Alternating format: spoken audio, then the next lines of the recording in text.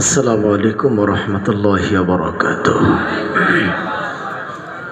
Base কমাও, base base zero করো। হ্যাঁ, টিউন টিউন চিকন করো, একদম পাতলা, আরো ক্লিয়ার। নয়েজ নয়েজ অফ করো, নয়েজ নয়েজ।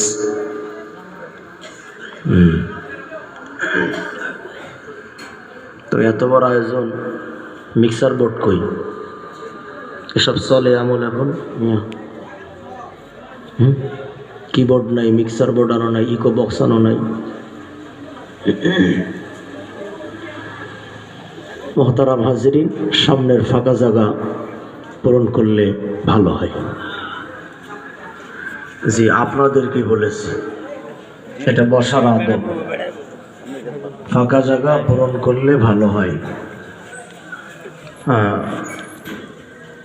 জায়গা সৃষ্টি করে ফেলাইছেন, নড়া যাবে না। কাহেল আদমি না মুরাদ হতা হয়। যারা অলস, এদের দুনিয়াও ধ্বংস, আখেরাতও ধ্বংস। অলসের কারণে অনেকেই নড়াচড়া করতে পারতেছে না। উঠে সামনে আসুন, ফাঁকা জায়গা পূরণ করুন। চলে আসুন। একজন আলোচকের 1 সেকেন্ডের কথা, ফাঁকা জায়গা পূরণ করুন, এই কথাটার উপর আমল যারা করতে পারলেন না, তারা বক্তার 1-1.5 ঘন্টার বয়ানের উপর আমল করতে পারবেন না। এই জন্য শেষবারের মতো বলছি, ফাঁকা জায়গা পূরণ করুন। ভোকালটা বাড়িয়ে দিও। আলহামদুলিল্লাহ আলহামদুলিল্লাহ নাহমাদুহু ওয়া নাস্তাঈনুহু ওয়া নাস্তাগফিরুহু ওয়া নাউযু বিল্লাহি মিন শুরুরি আনফুসিনা ওয়া মিন সাইয়্যাতি আ'মালিনা। من يهده الله فلا مضل له ومن يضلل فلا هادي له. ونشهد أن لا إله إلا الله وحده لا شريك له. ونشهد أن محمدًا عبده ورسوله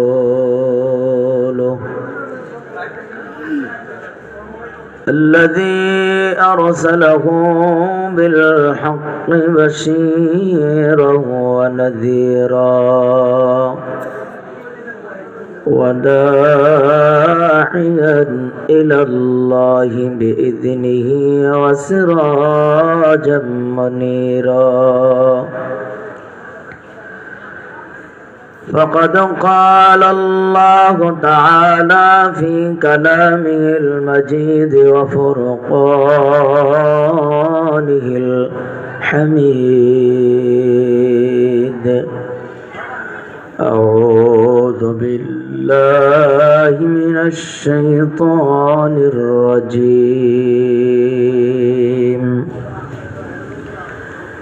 بسم الله الرحمن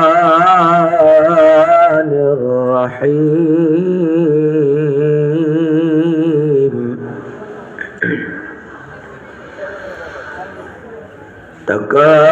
تكاد تميز من الغيظ كلما ألقي فيها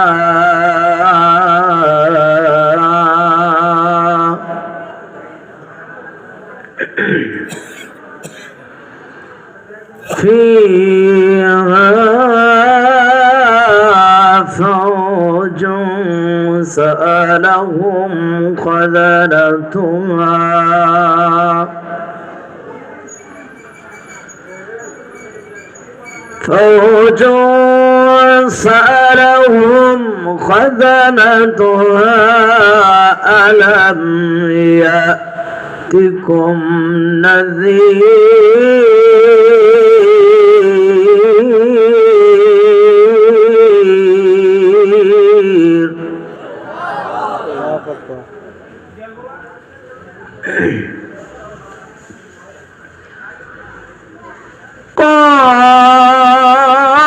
قالوا بلى قد جاءنا نذير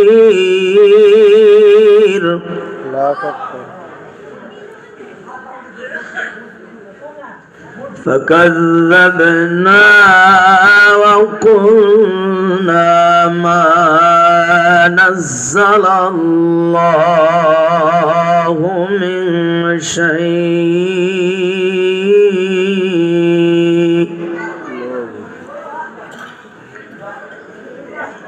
إن أنتم إلا في ضلال كبير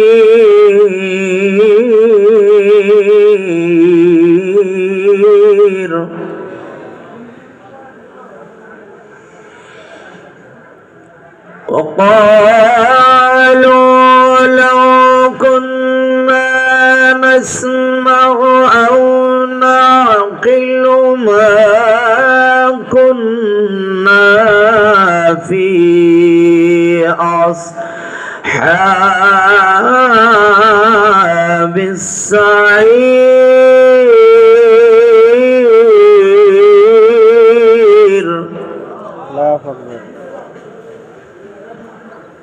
ما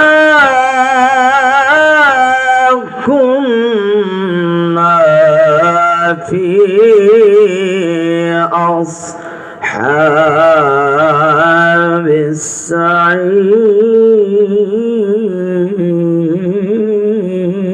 السعير صدقت يا رب العالمين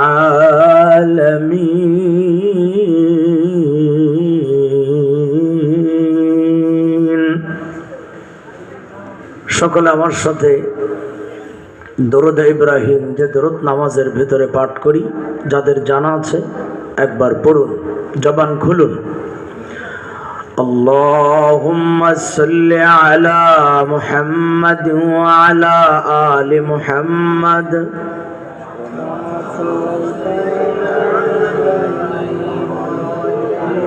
وعلى آل إبراهيم إنك حميد مجيد اللهم بارك على محمد وعلى آل محمد كما باركت على إبراهيم وعلى آل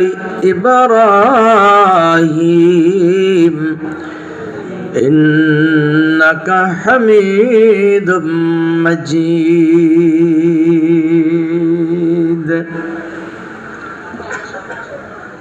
الحمد لله سرچائل মোহাম্মদপুর ইসলামিয়া আলিম মাদ্রাসার উদ্যোগে আয়োজিত ৪২তম বার্ষিক তাফসীরুল কোরআন ও দোয়ার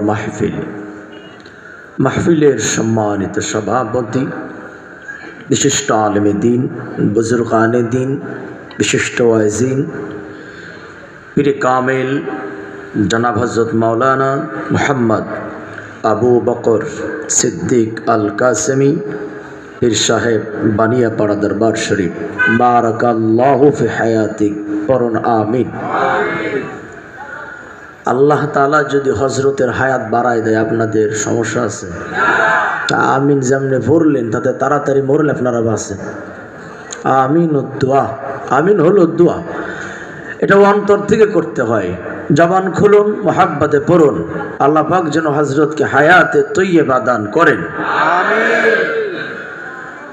আজকের মাহফিলে আলোচনা করে ধন্য করেছেন বিশিষ্ট ওয়াজিন অনল বর্ষী বক্তা দারাজ কণ্ঠের অধিকারী শ্রদ্ধাভাজন আলেমে দ্বীন হযরত মাওলানা এনামুল হক আজাদি যা আলোচনা করেছেন, আমরা যারা শুনলাম, আল্লাহ তাআলা আমাদেরকে এই কথাগুলির উপরে বাস্তব জীবনে আমল করার তৌফিক দান করুন।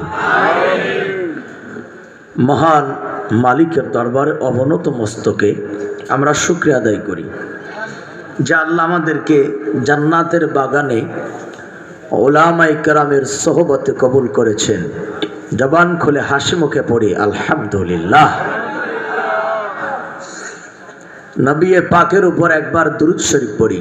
পড়ুন জনাব মুহাম্মদুর রাসূলুল্লাহ সাল্লাল্লাহু আলাইহি ওয়াসাল্লাম।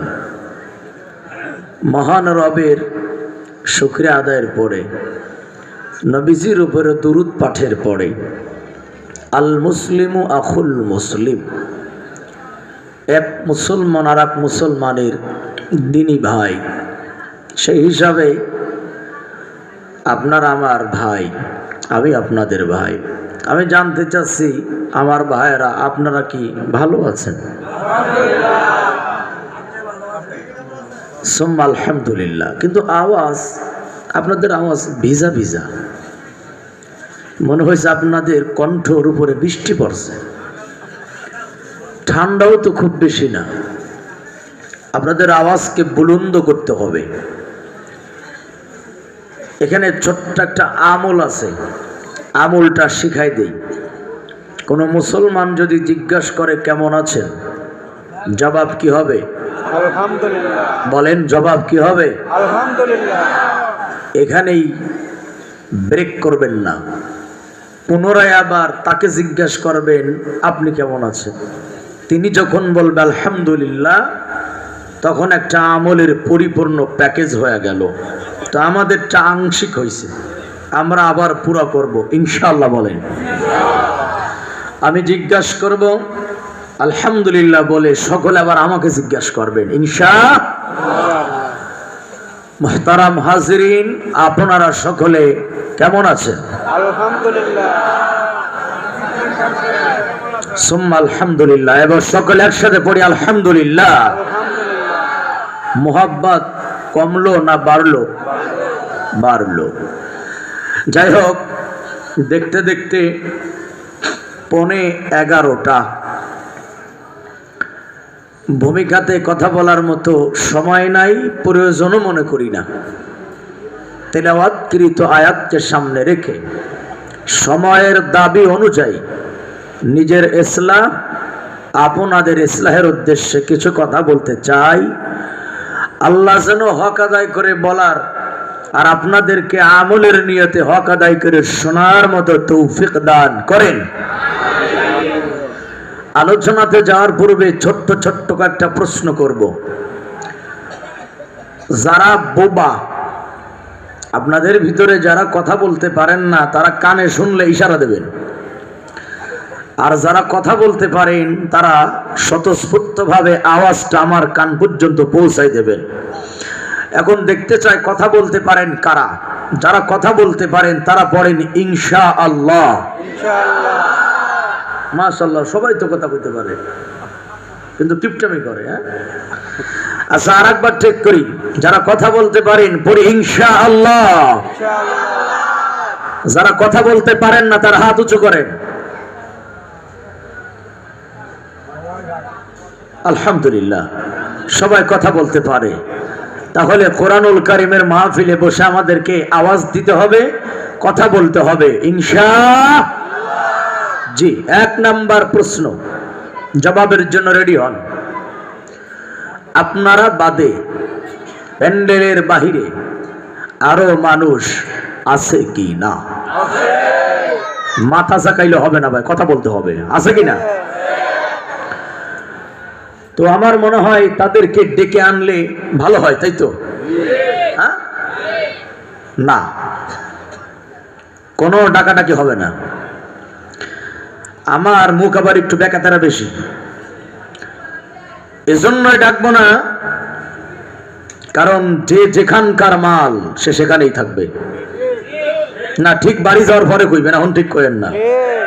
একসাথে বলেন ঠিক কিনা? গাধার পিঠে চিনির বস্তা। বলেন কিসের পিঠে? দাদার পিঠে না, গাধা। কি বলছি?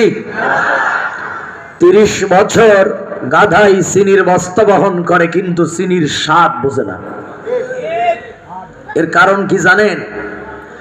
বস্তা পিঠে চিনি কখনো জিহ্বাতে লাগাই নাই। এজন্য এত নিকটে থাকার পরেও গাধা যেমন চিনির স্বাদ বোঝে না, এই কোরআনুল কারীমের মাহফিলে আসার পরেও আশপাশে যারা ঘোরে এরাও কোরআনের স্বাদ আর মজা বুঝতে পারে না। এজন্য আমরা বলবো মানুষ রূপী গাধা যেন কেউ না হয়। আমরা ডাকবো না, তবে দোয়া করি, আল্লাহ তুমি বাহিরের সকলকে এ বাগানে আসার মতো শক্তি দান করো। বলে আমিন। 2 নাম্বার কথা, এখানে আপনারা যারা আলেম আওয়াম বসেছেন, অনলি ওয়ান, একজন ব্যক্তি একটু দাঁড়াবেন। কেন দাঁড়াবেন আগে শোনেন।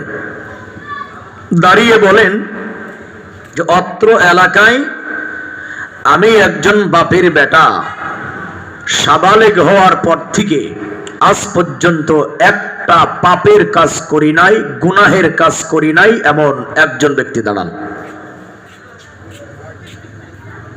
নাই? কথা কন নাই?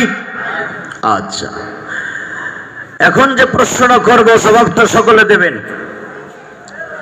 আমার আপনার জীবনের পাপ গুনাহ সংশোধন করে দিতে আল্লাহর কোরআন অক্ষম না সক্ষম? পিছনে ভাইরা কথা বলতে হবে। জীবনের পাপ সংশোধন করে দিতে কোরআন অক্ষম না সক্ষম? আলোচনার মাধ্যমে যদি কারো গুনাহ ধরা পড়ে, গুনার সাথে আলোচনা যদি সাংঘর্ষিক হয়ে যায়, তাহলে হুজুরকে গালি দেওয়া যাবে না, হুজুরের বিরুদ্ধে ষড়যন্ত্র করা যাবে না, হামলা করা যাবে না, মামলা করা যাবে না। কারণ মনে রাখতে হবে, একজন আলেমকে হামলা করে কারাগারে বন্দী করলে আল্লাহ পাক তেজস্বী আর 10 জন আলেম ময়দানে ছেড়ে দেবে। ঠিক কিনা বলেন? গাছের একটি ডাল আপনি কেটে দেবেন, ওই কাটা মুখ দিয়ে আরো 10টা নতুন করে নতুন ডালের মুখ বের হবে। ঠিক কিনা কথা বলেন? ইতিহাস এটাই প্রমাণ করে দিয়েছে। হাজার আলেমকে ভারতের বুকে মারা হয়েছিল, বাংলাদেশের আলেমদের হত্যা করা হয়, কারাগারে বন্দী করা হয়। কেন করা হয়? যাতে কোরআনের হক কথা না বলা হয়। কিন্তু আমরা দেখতে পাই, আলেমরা যতই নির্যাতিত হয়, আলেমরা যতই কারাগারে বন্দী হয়, বাংলার জমিনে হকের আওয়াজ ততই বেশি বলা হয়। এজন্য মনে রাখতে হবে, আজ না হয় কাল আলেমদের ছেলের বিনিময়, রক্তের বিনিময় বাংলাদেশটা কোরআনের হবে। সেই লক্ষ্যে কাজ করতে আপনারা তৈরি আছেন কারা কারা? হাত আমার দেখায় দেন।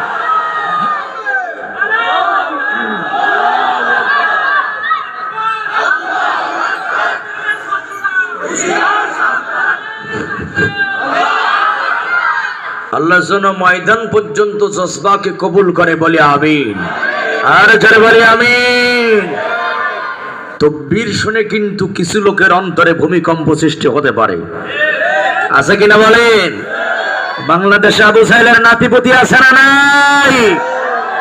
হ্যাঁ, একটু পরেই টের পাবেন তারা কারা, ইনশাল্লাহ বলেন। ইয়াং যুবক যারা আছেন, আপনারা যদি কথা না বলেন আমি ধরে নেব আপনারা ইয়াবা সেবন করেন। কারণ যারা ইয়াবা খায় তারা শরীরে শক্তি পায় না। এজন্য আওয়াজ যদি না দেন বুঝবেন নেশাখোর, আর আওয়াজ যদি দেন তাইলে বুঝবো আপনারা পুত পবিত্র। ঠিক কিনা জোরে বলেন? কইরে খালিদে কইরে ওমর, এসেছে নতুন বদর। কইরে খালিদে কইরে ওমর, এসেছে নতুন বদর। কইরে সেই দিগ্বিজয়ের নবীন মুজাহিদ, এখনো কি গাইতে হবে ঘুম ভাঙানো গীত তোমার, এখনো কি গাইতে হবে ঘুম ভাঙানো গীত, ঘুমিয়ে আছো না ঘুম ভেঙেছে? ঘুম কি ভাঙছে? চুপটি বোঝে মুখটি গোজে থাকবা কত কাল, দেশটা মোদের চুষে খাইলো ওই শগুনের বাল। শগুনের জাত বাংলাদেশে আছে না নাই? চুপটি বোঝে মুখটি গোজে থাকবা কত কাল, দেশটা মোদের চুষে খাইলো ওই হায়নার পাল।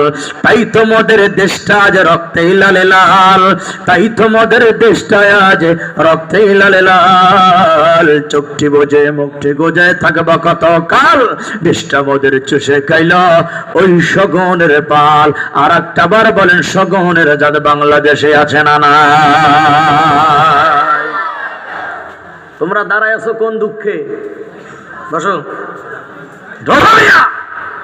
দাঁড়ায় আছে কোন দুঃখে? এটা মোহাব্বতের ধমক। বসে পড়ো। হ্যাঁ, স্বেচ্ছাসেবক।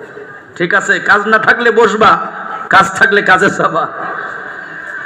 তাহলে উত্তরগুলি ভালোই পাইলাম, আর একটু জোরে দিলে আরো ভালো লাগতো।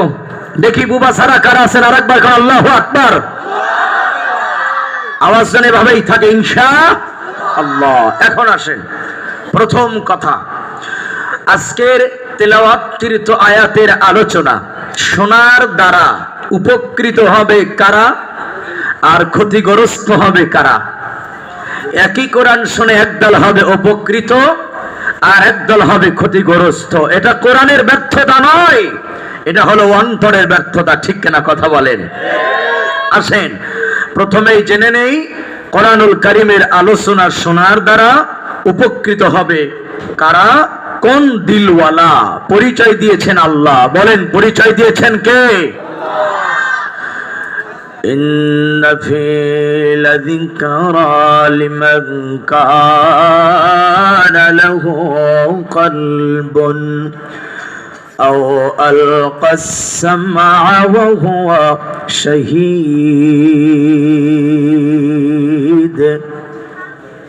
মাইকলা ভাই 10 গ্রাম সাউন্ড বাড়াও। আল্লাহ বলেন, কোরআনুল কারীমে উপদেশের বাণী আছে তার জন্যে। কোন সে বান্দা? কোন দলের বান্দা? আল্লাহ বলেন, ওই বান্দার জন্য মহাগ্রন্থ কোরআনে হিদায়াতের বাণী আছে, উপদেশের বাণী আছে। যে বান্দা উপলব্ধি করার মতো সুন্দর একটা মন আছে যার। সুবহানাল্লাহ কন্যা। এর মানে হলো, এই বড় ভাই, এই ওয়াজের দিক ওদিক কি, এদিক ওদিক তাকানো যাবে না, ঠিক আছে? আল্লাহ বলেন, উপদেশের বাণী আছে তার জন্যে, উপলব্ধি করার মতো মন আছে যার। এর মানে হলো, আবু জাহেলের মন নিয়ে কেউ যদি কোরআন শোনার জন্য বসে, ওই ব্যক্তি কোরআনের দ্বারা কোনো উপকৃত হতে পারবে না। ঠিক কিনা? আর একটা বার জানতে চাই, জবান খুলে বলেন, সোনার বাংলাদেশে আবু জাহেলের নাতি পুতিরা আছে না নাই? যুবক আছে না নাই? 2 নম্বর বক্তব্য হলো, অথবা বান্দা কোরআন যখন শোনে অত্যন্ত মনোযোগ দিয়া শোনে, ধ্যান এবং খেয়ালের সঙ্গে কোরআন শোনে। আল্লাহ বলেন, ভালো মন থাকা যায় আর অন্তরের কান দিয়ে শোনা চাই। যারা নাকি এই কোরআনকে অন্তরের কান দিয়া শ্রবণ করে, আল্লাহ পাক আরাকাতে বলেন, আল্লাযীনা ইয়াসতামিউনাল কওলা ফায়াত্তাবিউনা আহসানা। কষ্ট না হলে আল্লাহু আকবার বলেন। আমার দিক তাকান যুবক ভাইয়ের, আল্লাহ বলেন, যারা মনোনিবেশ সহকারে আমি আল্লাহর কথা শুনে, ফায়াত্তাবিউনা আহসানা, অর্থপর বান্দা উত্তম কথার উপর আমলের নিয়ত করে। যারা মনোযোগ দিয়ে শুনে আমলের নিয়ত করে, আল্লাহ বলেন, আমি আল্লাহ পাক তাদের জন্য মহান এক পুরস্কারের ঘোষণা রাখছি। কন্যা সুবহানাল্লাহ। পুরস্কার কে দেবে? কে দেবে? কি সেই পুরস্কার? আল্লাহ বলেন, উলাইকাল্লাযীনা হাদাহুমুল্লাহ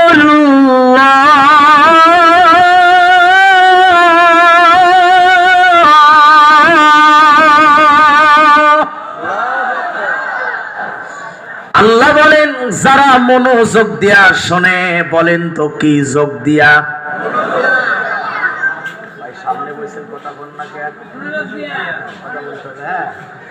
আল্লাহ বলেন যারা মনোযোগ দিয়া শোনে আর উত্তম বাণীর উপর আমলের নিয়ত করে, আল্লাহ বলেন তাদের জন্য রয়েছে হিদায়াতের রাস্তা।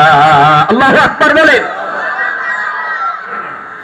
এবার আল্লাহ পাক আরেকটু আগিয়ে বলেন, কোরআন শুনে যারা হিদায়াতের রাস্তা পেয়ে গেল, আল্লাহ পাক তাদের একটা সার্টিফিকেট দিলেন। এখন কি সেই সনদ? আল্লাহ বলেন, ওয়া উলাইকা হুম উলুল আলবাব।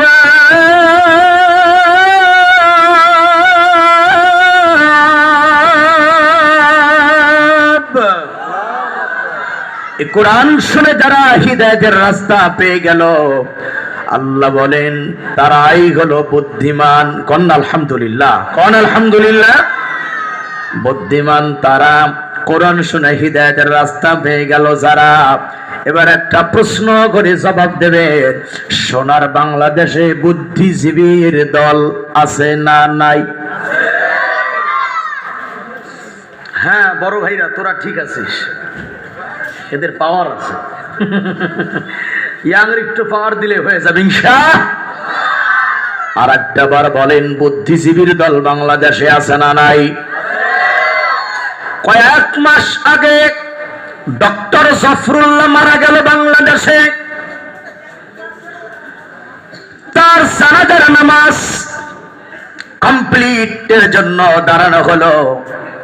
আমরা দেখলাম প্রথম কাতারে সবগুলা বুদ্ধিজীবীর দল। প্রথম কাতারে কারা? আবার দেখলাম একজন মহিলাও আছে। সুবহানাল্লাহ বলবেন না? আপনাদের দেশে জানাজায় কি মহিলারাও দাঁড়ায়? এবার জানাজার কোয়ালিটি কেমন? কেউ হাত একবার ছাড়ে, একবার উঁচু করে। জানাজার ময়দানে দাঁড়ায়া বুদ্ধিজীবীর বাচ্চা ঈদের নামাজ আদায় করে, ঠিক কিনা? আমার বুঝে আসে না, এই শালারা বুদ্ধিজীবী হইল কেন? এরা বুদ্ধিজীবী হইল কেন? যারা 20 বছর পড়াশোনা করার পরে ভার্সিটির বারান্দায় ঘুরে দাঁড়া, যারা নামাজের নিয়ম জানে না, এই মূর্খের বাচ্চারা বুদ্ধিজীবী হইতে পারে না। বুদ্ধিজীবী হইল আমার দেশের মাদ্রাসার 10 বছরের বাচ্চারা।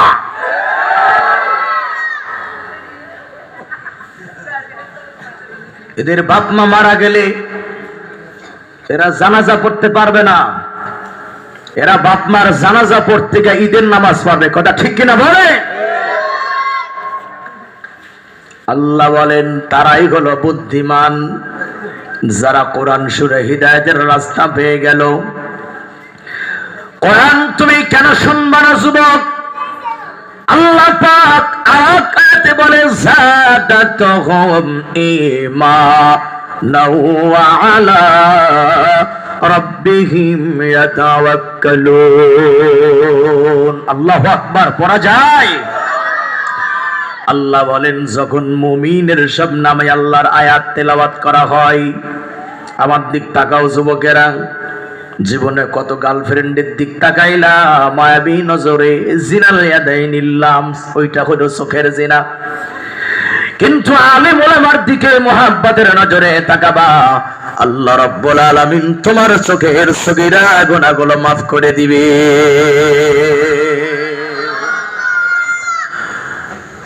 আল্লাহ বলেন ইমানদারের সামনে যখন আমি আল্লাহর আয়াত তেলাওয়াত করা হয়, যতক্ষণ পর্যন্ত ইমানদার এই কোরআনের বক্তব্য শ্রবণ করে, আয়াত শ্রবণ করে, আল্লাহ রাব্বুল আলামিন ইমানদার বান্দার ইমানকে আরো বেশি বাড়াইয়া দেয়। আরে কষ্টের ঠেলায় সুবহানাল্লাহ ওটা বাইরেতেছে না রে, ইমানকে বাড়াইয়া দেয়। আরো আস্তে কোন, ওই পাশের র্যাব আছে ফায়ার করে দিতে পারে। বলেন ইমানকে বাড়াইয়া দেয়। ইমান বাড়লে কি হয়? ইমান বাড়লে তো কিছু একটা হয়। وعلى ربهم يتوكلون।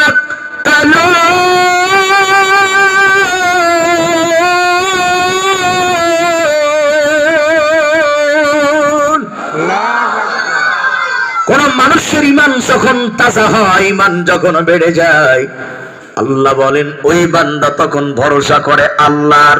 কার উপর ভরসা করে বলেন?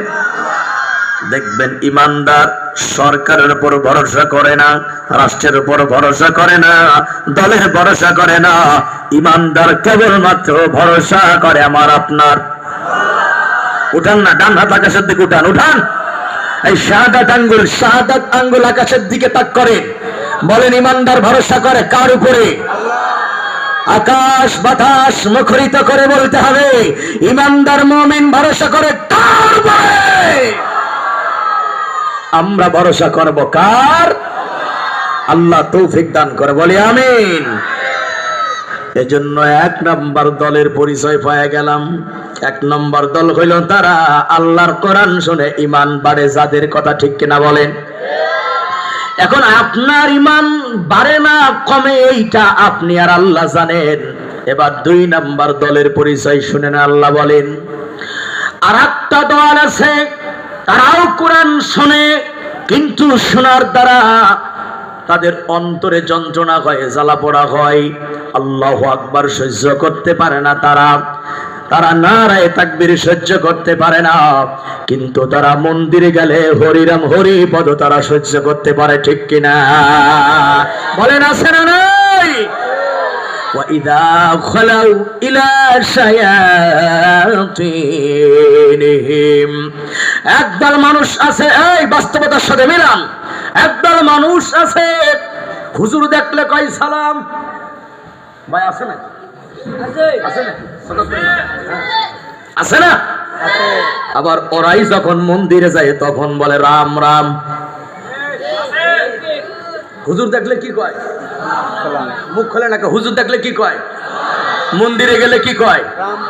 রাম রাম। ওই যে এই আলোচনায় তো আমার আগের ভাই করে গেল। হ্যাঁ, এরা হলো দুমুখ সাপ, এরাই হলো মুনাফিক, কথা ঠিক কিনা করে বলেন? আল্লাহ বলেন ওয়া ইযা যুকিরাল্লাহু ওয়াহদাহু শামাআযাত কুলুবুল্লাযীনা লা ইউমিনুনা বিল আখিরাহ। কষ্ট হলে বলেন কথাটা কার?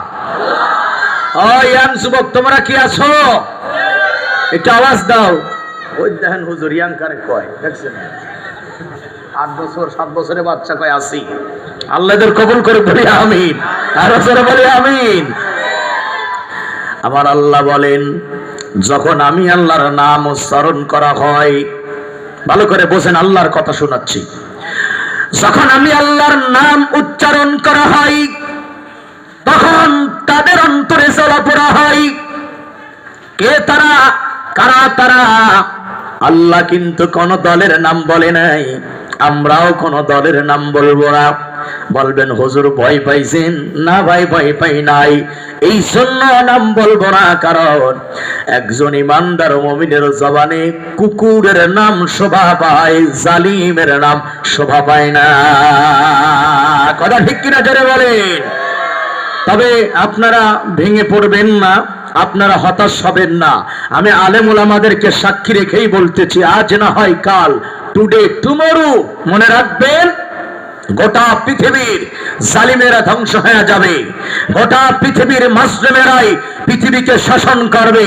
আমি আপনাদের তামান্নাটা জানতে চাই, ইসলামী আন্দোলন দিন কায়েমের লক্ষ্যে যদি আর একটাবার উলামায়ে কেরাম মাঠে ময়দানে ডাক দেয়, আমি আরিফ বিল্লাহ তৈরি আছি, 24 ঘন্টার জন্য তৈরি আছি, 24 ঘন্টা প্রস্তুত আছি ইসলামের জন্য জীবন দিতে, জান দিতে, মাল দিতে। যদি ডাক এসেই যায়, আমরা কোন মুনাফিকের হাত দেখতে চাই না। আলেম আমার সাথে কাবরের কবর মাথায় বেঁধে দিন কায়েমের লক্ষ্যে ময়দান আসতে পারবেন। কোন কোন সিংহ পুরুষেরা আর তোমার আমার আল্লাহকে হাত তুলে দেখায় দাও।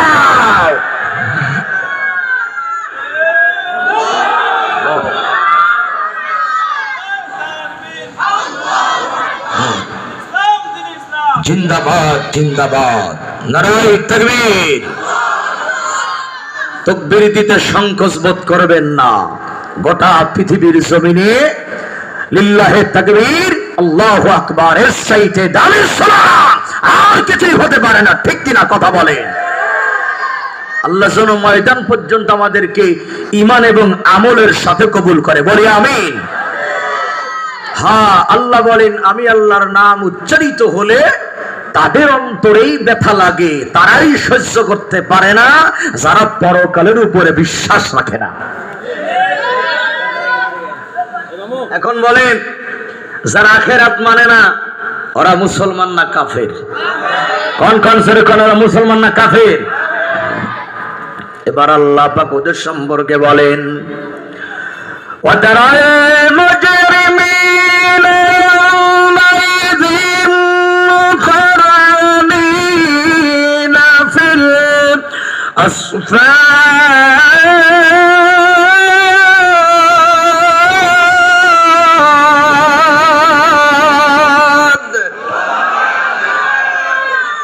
আল্লাহ বলেন, রাসূল আপনি সেদিন দেখতে পাবেন, মানে হাসরের দিন আপনি রাসূল দেখতে পাবেন, আখিরাতকে যারা মানত না, পরকালের প্রতি যারা বিশ্বাস রাখত না, তাদেরকে শৃঙ্খলাবদ্ধ করা হবে, শিকল দিয়ে বাঁধা হবে। সারাবিলুহুম মিন কাতিরান, আর তাদের একটা পোশাক পরিধান করানো হবে, আল কাতরার পোশাক। কি কাতরা বলেন? আল কাতরা তো দেখতে সাদা হয়, কালো। আল কাতরা চেনে হুজুর? ঠিক আছে, মাশাআল্লাহ। আল কাতরার জামা পরানো হবে। এর কারণ কি? কারণ হলো আল কাতরা এমন একটা জিনিসের নাম, আগুন লাগাইতে দেরি হয়, আগুন জ্বলতে দেরি হয় না। ঠিক কিনা? وتغشى وجوههم النار,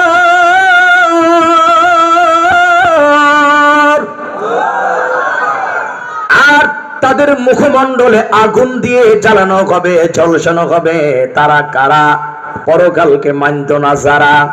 আমি আপনাদের সবার কাছে জানতে চাই, মরণের পরে আখিরাত পরকাল আমাদের সামনে আছে না নাই? আছে না? পরকাল হতেও পারে, নাও পারে।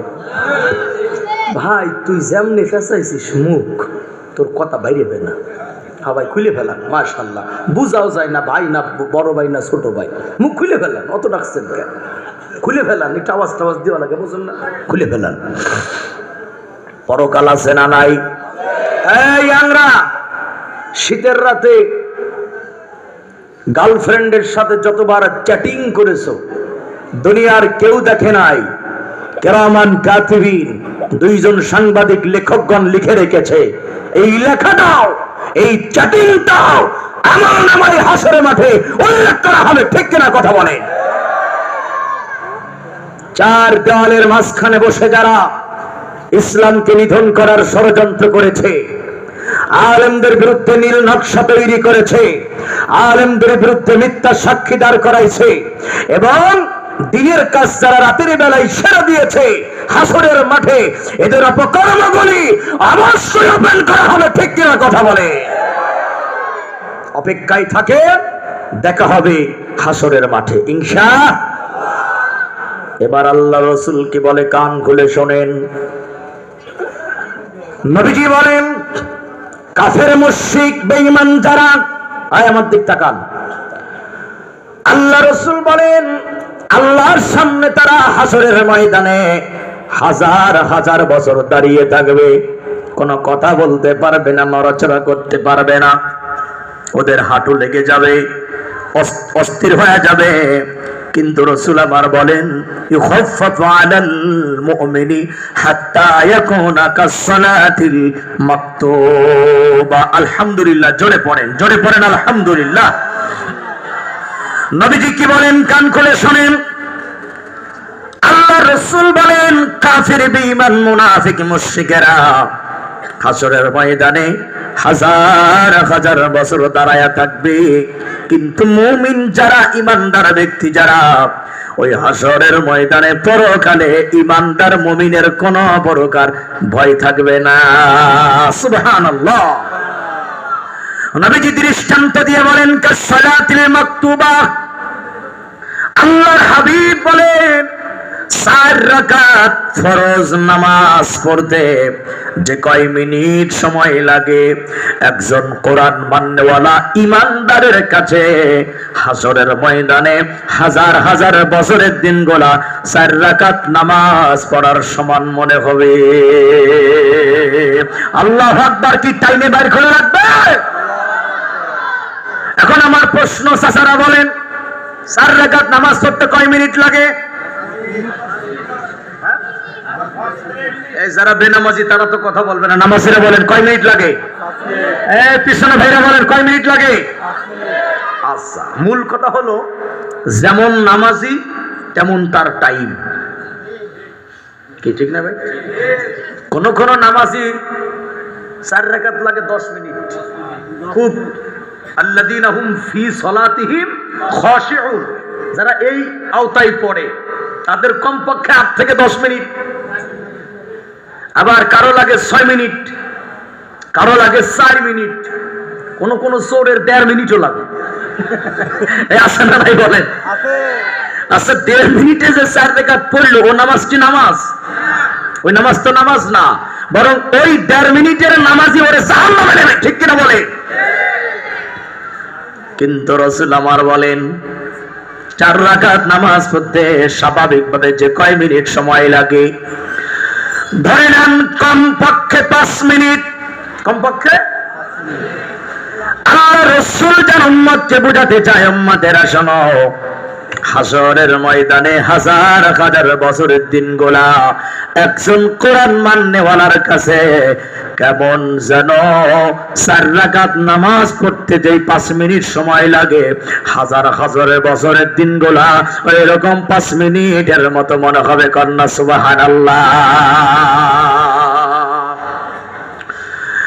এবার একদল মানুষ, খেয়াল করেন, অস্থির হয়ে আদম নবীর কাছে যাবে। ওয়ালাকাদ কাররামনা বানি আদম, যিনি আমাদের আদি পিতা, তার কাছে গিয়ে বলবে, আব্বা যান, আপনি একটু আল্লাহর কাছে যান, আল্লাহ তো খুব রেগে আছে। লিমানিল মুলকুল ইয়াউম লিল্লাহিল ওয়াহিদিল কাহ্হার। আল্লাহ প্রচন্ড রেগে আছে, আপনি একটু আল্লাহর কাছে গিয়া আমাদের জন্য একটা ব্যবস্থা করেন। আদম বলবেন, তোমরা নূহ নবীর কাছে যাও। নূহ আলাইহিস সালামের কাছে যাবে তারা। নূহ বলবেন, তোমরা ইব্রাহিমের কাছে চলে যাও। মিল্লাতা আবিকুম ইব্রাহিম হুয়া সাম্মাকুমুল মুসলিমিন। এক বাক্যে সবাই ইমানের জোরে বলেন, গোটা বিশ্বের মুসলমানদের জাতির পিতা কয়জন? সাহস নিয়ে বলেন, জাতির পিতা কয়জন? সরে বলেন, জাতির পিতা কয়জন? কে বানাইছে? আল্লাহ যারা জাতির পিতা বানাইছে, সেই হলো গোটা বিশ্বের মুসলমানদের একমাত্র জাতির পিতা। ঠিক কিনা কথা বলে?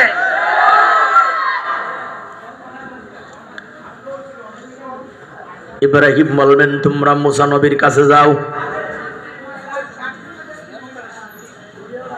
ভলেন্টিয়ার ভাইরা আপনারা একটু ইশারায় কাজ করলে ভালো হয় ভাই, আওয়াজ না দিলে ভালো হয়। হ্যাঁ, ইশারায় কাজ করবেন। এই পিছনে ভাইরা আপনারা কি আছেন? ভালো তো দেখা যায় না, বুড়া না জুয়ান? সব জুয়ানি তো, আলহামদুলিল্লাহ। কর আলহামদুলিল্লাহ। হ্যাঁ, একটু আওয়াজ দেবেন, একসাথে পড়েন আল্লাহু আকবার। না, আওয়াজ হয় নাই, আওয়াজ হয় নাই। একদম আকাশ বাতাস পুরা রাস্তাঘাট কাঁপিয়ে একসঙ্গে হাত উঁচু করে বলেন আল্লাহু আকবার। হুজুর, এদের পাওয়ার আছে, আলহামদুলিল্লাহ। কোন আলহামদুলিল্লাহ। হ্যাঁ, এবার ইব্রাহিম নবী বলবেন তোমরা মুসার কাছে যাও। মুসা কয় তোমরা ঈসা নবীর কাছে যাও। ঈসা আলাইহিস সালাম কি বলে শোনো। এই বড় ভাইরা, এই কথা বলে না, বসেন। ঈসা আলাইহিস সালাম বলবেন শোনো, আজকে হাসরের মাঠে একজন ব্যক্তির কাছে যাওয়া ছাড়া এর সমাধান হবে না। সুবহানাল্লাহ। কন্যা কয় তোমরা মুহাম্মদুর রাসূলুল্লাহ সাল্লাল্লাহু আলাইহি ওয়াসাল্লামের কাছে যাও, তিনি ছাড়া আল্লাহর সাথে কথা বলার মতো দ্বিতীয় পার্সন আজকে আর কেউ নাই। এটা আমাদের নবী। কন্যা আলহামদুলিল্লাহ। আল্লাহর পয়গম্বরের কাছে যাওয়া হবে। নবী কি সিজদায় পড়ে যাবেন। আল্লাহ বলবেন হাবিব আপনি মাথা তোলেন। আল আম্বিয়া সুম্মাল উলামা সুম্মাশ শুহাদা। ও নবী আপনি মাথা তোলেন, শাফাতের কার্যক্রম শুরু করেন। আপনি নবী যাকে ভালোবাসেন, পছন্দ করেন, আপনি সুপারিশ করে ওই বান্দাকে আমি আল্লাহর জান্নাতে নিয়ে যান। সমস্ত নবীগণ তারপরে সুপারিশ করা শুরু করবেন। প্রথমে কোন নবী? একটা বোম মারেন, গাড় ঘরে মারি, কথা কই না। বলেন প্রথমে সুপারিশ কোন নবী শুরু করবেন? নাম বলেন। মুহাম্মাদুর সাল্লাল্লাহু। আমার তো কষ্ট লাগে ওই জায়গায় যে নবীর শাফাতের কার্যক্রম ছাড়া শাফাতই শুরু হবে না, সেই নবীরে যারা গালি দেয় তারা বাংলাদেশের মেহমান হইয়া ঘুরে চলে যায়। কি কথা কন না কে? যারা আমার হাবিবকে, আমার রসুলকে যারা গালিগালাজ করে, ব্যঙ্গ করে, তারা বাংলাদেশের মেহমান হয়ে ঘুরে চলে যায়। এজন্য বলি এক মাঘে শীত যায় না, মাঘ প্রতি বছর ঘুরে ফিরে আসে। আমরা চিহ্নিত করে রাখলাম রসুলকে যারা গালি দেয়, তাদেরকে যারা সম্মান করে, ইজ্জত করে, দেশের সঙ্গে গাদ্দারি করে যারা রাষ্ট্রদ্রোহী হয়েছে, রাজাকার হয়েছে, আমরা বলতে চাই রাজাকারের চাইতেও হাজার গুণ অপরাধ হলো ধর্মের সঙ্গে যারা গাদ্দারি করেছে, রসুলের সাথে যারা গাদ্দারি করেছে। তাই আমাদের শপথ হবে, কে আওয়ামী লীগ, কে বিএনপি, কে জামাত, কে কওমি, কে আলিয়া, এইটা আমরা বুঝি না।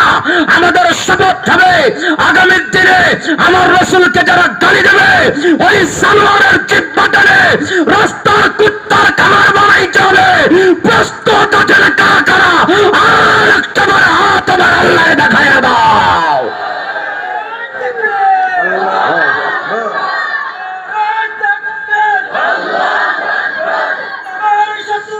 হুশিয়ার সাবধান।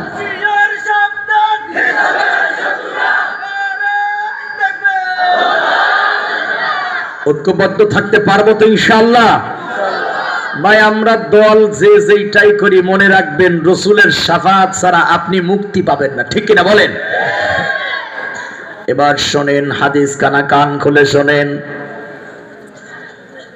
শাফাত করবেন আল আম্বিয়া, সমস্ত নবীগণ। অনুমতি কে দেবে? আল্লাহ। এরপরে সুম্মাল উলামা, আল্লাহু আকবার বলেন। তারপরে আল্লাহ পাক একদল আলেমকে বলবেন তোমরাও সুপারিশ করতে থাকো। আলেমরাও সুপারিশ করবেন। আলেমরা কেন সুপারিশ করবেন? কারণ এই পৃথিবীর জমিনে আল্লাহর কাছে সমস্ত মাখলুকাতের ভিতরে আলেমদের মর্যাদা কম না বেশি? যারা বলেন কম না বেশি? শাফাআতের পয়েন্টটা রেখে দিলাম, পরে ঘুরে আসবো। একটু ভিন্ন দিকে যাই আমরা, ইনশাআল্লাহ বলেন, বলেন ইনশাআল্লাহ। আলেমদের মর্যাদা আল্লাহ দিয়েছেন, ইন্নামা ইয়াখশাল্লাহা মিন ইবাদিহিল উলামা। ইবাদতের ক্ষেত্রে, অন্য অন্য ক্ষেত্রে আল্লাহকে সব চাইতে বেশি ভয় করে আলেম সম্প্রদায়। কথা বলেন ঠিক কিনা? এর কারণ কি? এর তো কারণ আছে, কারণ আছে না? আলা কলবিকা লিতাকুনা মিনাল মুনদিরিন। আল্লাহ বলেন, হাবিব আমি আপনার সিনাতে আমার কোরআনকে রাখলাম। কোথায় বলেন না, কোথায়? বর্তমান গোটা পৃথিবীতে যত সিনা আল্লাহর কোরআনকে ধারণ করেছে, এই হাফেজদের সংখ্যা হলো 7 কোটি। কত কোটি? শুধু হাফেজ, শুধু হাফেজ 7 কোটি। আলহামদুলিল্লাহ, এই 7 কোটি হাফেজের ভিতরে প্রথম নাম্বার হলো আমার বাংলার হাফেজেরা। প্রথম নাম্বার কোন দেশের? বলেন না, কোন দেশের? ওরা দুর্নীতি করে হয়েছে বিশ্ব 1 নাম্বার। আরে পাইছি না, আমার আগে কথা বোঝেন আমার। ওরা ডাল চোর, তেল চোর, ভোট চুরি কইরা বিশ্বের বুকে হয়েছে 1 নাম্বার। আর আমার মাদ্রাসার হাফেজেরা কোরআনকে বুকে ধারণ করে গোটা বিশ্বের ভিতরে যায় 1 নাম্বার। ঠিক কিনা কথা বলে? মৌলবী চেনো না, জাত চেনো নাই, গোটা পৃথিবীতে আলেম থাকবে না, পরের দিন আল্লাহ পাক রাস্তার কুকুর খাবে, জালিমরা পানিও খাবে না। আলেমদের খাতিরেই এখনো জালিমেরা খায়া যায়, কিন্তু ওরা টেরও পায় না। ঠিক কিনা কথা বলেন? আল্লাহ পাক আর এক জায়গা বলেন, কুল হাল ইয়াস্তাবিল আ'মা ওয়াল বাসীর। মাথা নাড়াবেন না, পিঠের নীল তারা সোজা করে বসেন, মনোযোগ দিয়ে কথাগুলা শুনবেন।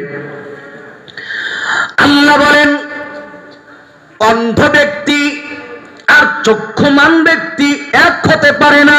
এক হয়? আমহাল তাস্তাবিজ যুলুমাতু ওয়ান নূর।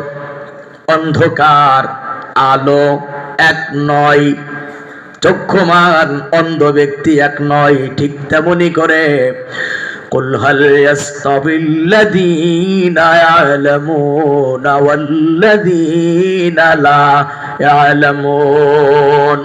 ঠিক তেমনি করে যারা জানে, মানে আলেম উলামা, আলহামদুলিল্লাহ, কন্যা আলহামদুলিল্লাহ। আল্লাহ বলেন, যারা জানে আর যারা জানে না তারাও কখনো সমপরিমাণ এক কাতারের হতে পারে না। চিল্লাই বলেন ঠিক কিনা? আল্লাহ বলেন, হাবিব আমি আপনার সিনাতে কোরআন রাখলাম, কলবে। এই জন্য রাখলাম, কারণ হলো যাতে আপনি ভীতি প্রদর্শনকারীদের অন্তর্ভুক্ত হয়ে যান। এই আয়াত প্রমাণ করে যার অন্তর আল্লাহর কোরআনের জ্ঞান থাকবে, ওই বান্দা কখনো জেনে শুনে গুনাহের কাজ করবে না। কোরআনের জ্ঞান তারে বাধা দেয়। ঠিক কিনা? জোরে বলেন ঠিক কিনা? এই জন্য তোমরা গলা ফেরে ফেরে বলি, কোরআন যদি রাষ্ট্রে থাকে, সংবিধানের পার্লামেন্টে থাকে, এই জাতির ভিতরে চুরি হবে না, ডাকাতি হবে না, দর্শন হবে না, টেন্ডারবাজি হবে না, খুন হবে না, গুণ হবে না, মিথ্যা সাক্ষী হবে না, চোরেরা বাইরে থাকবে না, আলেমরা ভিতরে থাকবে না। ঠিক কিনা কথা বলে? কারণ কোরআনের জ্ঞান তাকে কোনটা সঠিক আর কোনটা ব্যাঠিক এই পথ ডিসাইড, পার্থক্য করে দেবে কোরআনের জ্ঞান। কথা ঠিক কিনা? জোরে বলেন। বন্ধুরা আমার, লক্ষ্য করুন, আল্লাহ তাআলা বলেন বিলিসানিন আরাবিয়্যিম মুবিন। কোরআন তো পরিষ্কার ভাষা আরবিতে নাজিল করা হয়েছে, কিসে? ঘুমাই গেছে কিসে? কোরআনে কোনো বক্রতা নাই, কোরআনে কোনো জড়তা নাই। আরবিতে নাজিল করা হলো। এক বাক্যে বলেন মুসলমানেরা, কোরআনের পারা কয়টা? পিছনে ভাইয়ের আওয়াজ বোঝা যায় না। কয় পারা কোরআন? 30 পারা। এর বাইরে আছে নাকি? নাই তো। হেরে কইছিস মুখ খুলতে চোখও ডাকছে। আল্লাহ আপনি আমাদের মাহফিলকে হিদায়াতের জন্য কবুল করুন। আর জোরে বলুন আমিন।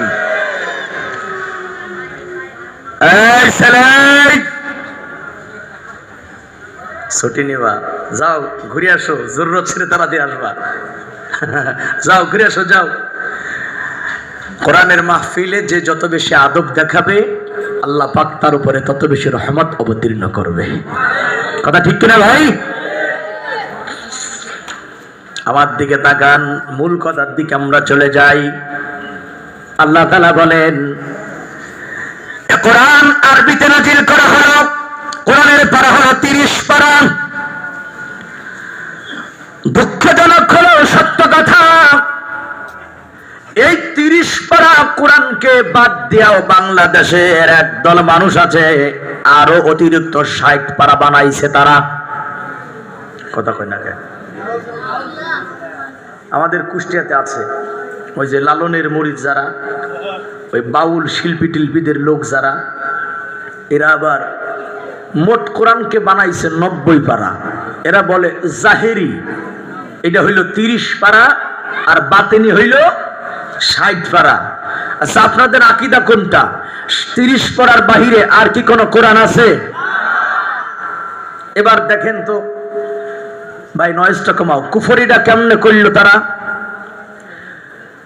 30 পারার বাহিরে আলেম ওলামাকে ওভারটেক করে, আলেম ওলামার সাথে পরামর্শ না করে, ওরা নিজেরাই ওদের ভাষায় ওদের মতো করে কোরআনের আয়াত ওরা নিজেরা বানাইছে। আপনারা বলেন, নতুন করে কেউ যদি কোরআন শরীফের আয়াত বানায়, সে মুসলমান থাকে না বেঈমান হয়ে যায়?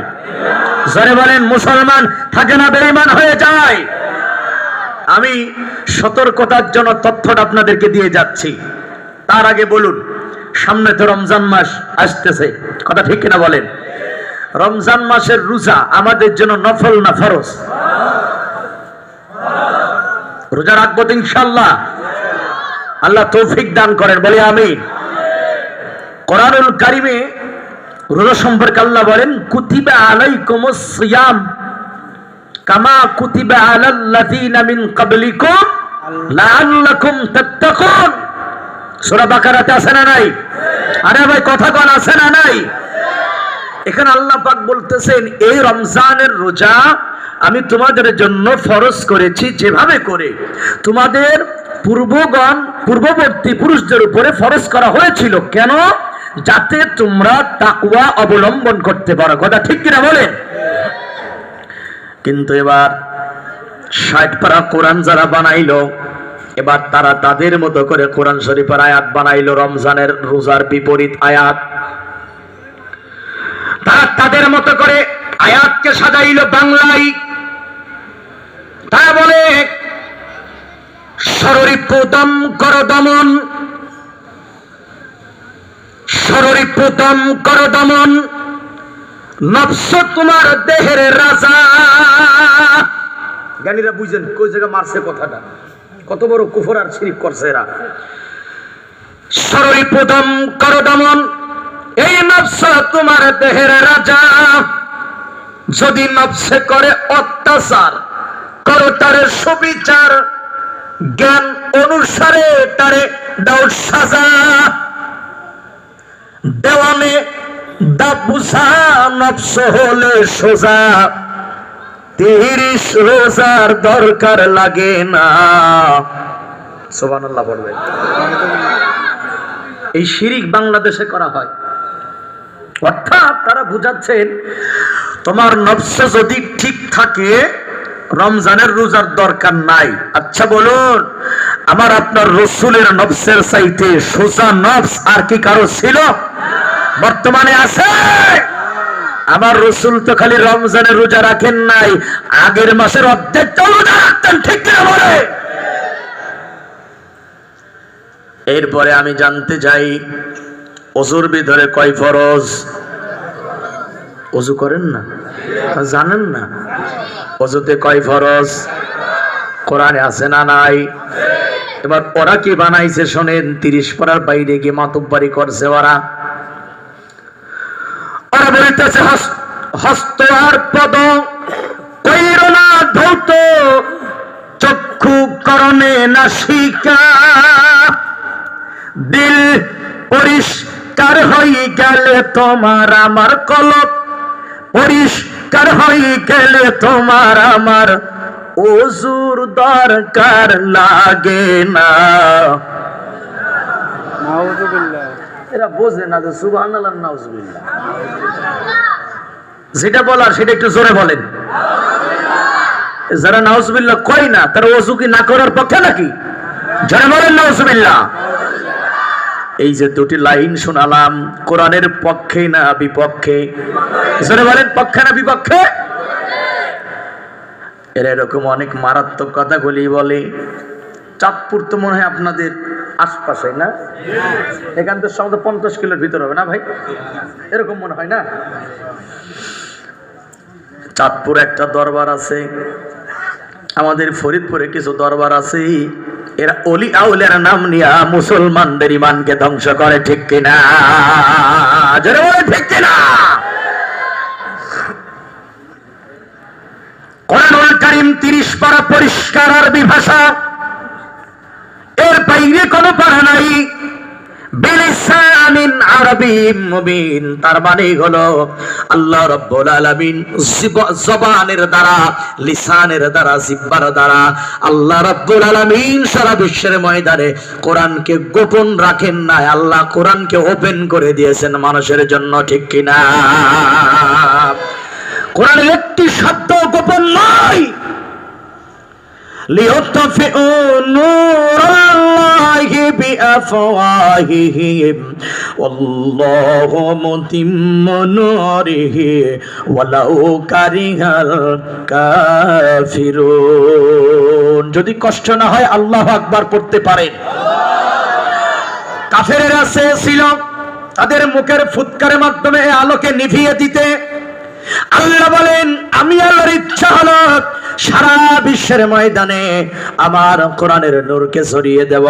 একটু জানতে চাই মুসলমানেরা, বর্তমানে সারা বিশ্বের ময়দানে আল্লাহর কোরআনের আলোচনা, কোরআনের নূর ছড়াইছে কি ছড়াই না?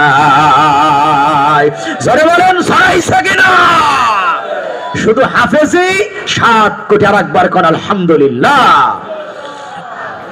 সুতরাং এই পয়েন্টটা ক্লিয়ার করে যাই, এই ধরনের কথা যারা বলে কোরআন 60 পারা আরো আছে, এদের কাছে যাবেন না, তাদের কথা শুনবেন না। যাবেন আহলে হক উলামায়ে কিরামের কাছে, যারা হাসরে ময়দানে শাফাআত করবে তাদের কাছে যাবেন।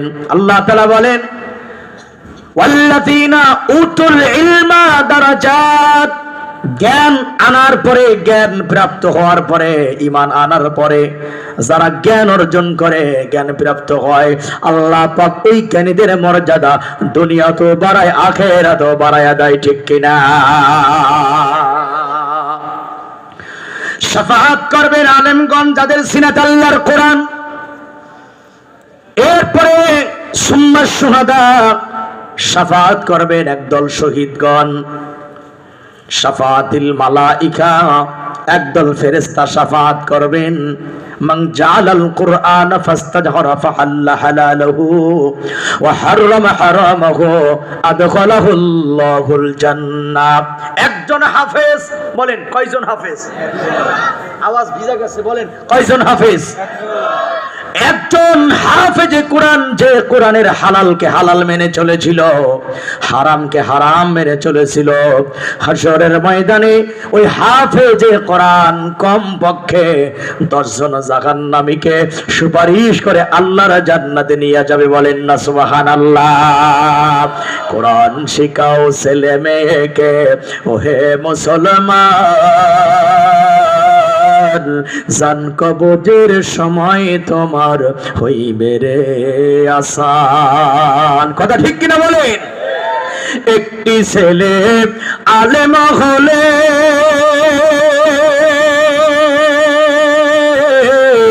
পড়বে কোরআন মৃত্যুকালে, একটি ছেলে হাফেজ হলে পড়বে কোরআন মৃত্যুকালে, ভেগে যাবে মরদুদ শয়তান, ভেগে যাবে মরদুদ শয়তান, বাজবে রে ঈমান। কোরআন শিখাও ছেলে মেয়েকে ওহে মুসলমান, জান কবজের সময় তোমার হইবে রে আসান, জান কবজের সময় তোমার হইবে রে আসান। জোরে বলেন কথা ঠিক কিনা? সব পয়েন্ট রাখলাম, এবার শিক্ষানীতির ব্যাপারে 2-4টা কথা বলবো ইনশাল্লাহ। বলেন, যদি সময় থাকে আমি ঘুরে আসবো।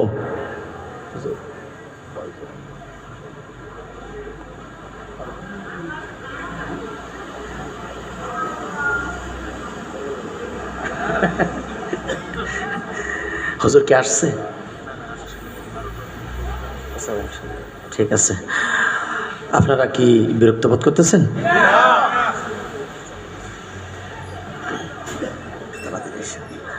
হ্যাঁ, আলহামদুলিল্লাহ, আমাদের মাথাগুলো অত্যন্ত শান্ত আছে। আমরা পড়ে আলহামদুলিল্লাহ, জোরে পড়ে আলহামদুলিল্লাহ। ভালো করে বোঝেন, কোরআনুল কারীমের জ্ঞান যেই জাতির কাছে নাই, সেই জাতি আকাম কুকাম করবে, এটাই স্বাভাবিক। কথা কয় না কে? আমরা কইলেই তো দোষ, না কইও তো পারি না। শিক্ষা ব্যবস্থায় যদি আল্লাহর কোরআনের শিক্ষা থাকতো, তাহলে বাংলাদেশের শিক্ষার ভিতরে শরীফ থেকে শরীফা হইল কেমনে, এই জঘন্যতম কথা আমার দেশের শিক্ষানীতির ভিতরে ঢুকতে পারত না। কথা ঠিক না ভাই? আরে সমকামিতার কথা কেন শিক্ষা সিলেবাসে ঢুকবে?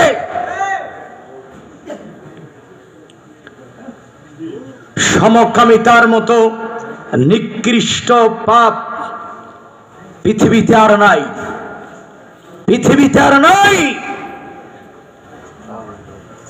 এই পাপ পৃথিবীতে প্রথমে শুরু করেছিল লূত আলাইহিস সালামের জামানার কিছু জাহেলেরা। আমি এটার আয়াত আপনাদের পরে শোনাচ্ছি, আগে ক্লিয়ার শোনেন, কান খাড়া করে শোনেন। মাসআলা হলো,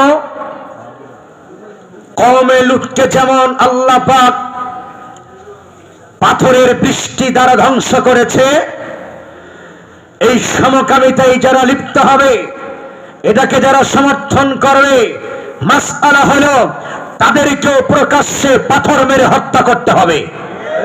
কথা কন না কে? তাই বলি, বাংলাদেশের ক্লাস 7 থেকে যদি এই শিক্ষানীতি পরিবর্তন করা না হয়, কোরআন সুন্নাহর শিক্ষা ঢুকানো না হয়, ৭১ সালে যেমন মুসলমানেরা রাজপথে নেমেছিল, ভাষা আন্দোলনে যেমন যুবকেরা রাজপথে নেমেছিল, আওয়ামী লীগ, বিএনপি, জামাত, চরমনাই, হিফাজত, আলিয়া, কওমি, এইটা দেখার টাইম নাই। মুসলমানের শিক্ষা বাঁচানোর জন্য আমার যদি ময়দান আসতে হয়, একসাথে আমরা কাপড়ের কাপড় মাথায় বেঁধে আবার ময়দান আসতে পারবো। প্রস্তুত আছেন কারা কারা? আমার মালিককে হাত তোলার একটা বার দেখাইয়া দাও। নারায়ে তাকবীর, হাত সোজা করেন, নারায়ে তাকবীর, হাত উঁচু করেন। একদম সোজা করে ফেলান, একদম সোজা করেন। মুরব্বীদের কষ্ট হলে দরকার নাই, আলেম ওলামারা থাকেন। আপনারা হাত সোজা করেন, হাতের পাতাকে সরিয়ে দেন, দেখি আপনারা কমান কেমন মানতে পারেন। ধরুন, সারুন, ধরুন, সারুন, হোশ ঠিক রাখুন, সারুন, ছেড়ে রাখুন। এবার একটু নাড়াচাড়া করুন হালকা করে। জান্নাতের বাগানে ফুলগুলো ফুটেছে। আল্লাহু আকবার বলেন, আর জোরে আল্লাহু আকবার। আল্লাহ এ হাতগুলি তুমি আন্দোলনের পক্ষে কবুল করো, আর জোরে বলে আমিন। বিপ্লব মানে জীবন দিয়া বসে থাকা নয়, সে কোনদিন আসবে না রে করো যদি ভয়। আসবে বিজয় রক্ত আর জীবনের বিনিময়, আসবে বিজয় রক্ত আর জীবনের বিনিময়। বিপ্লব মানে জীবন দিয়া বসে থাকা নয়, সে কোনদিন আসবে না রে করো যদি ভয়। ঠিক কিনা বলেন? এই সমকামিতার শিক্ষা শরীফ কিভাবে শরীফা হইল? এই ছাতা, এই আবাজাবা, যে সমস্ত জ্ঞান পাপীরা, শিক্ষিত নামের প্রতিবন্ধীরা এগুলা আমাদের সিলেবাসে ঢোকাইল।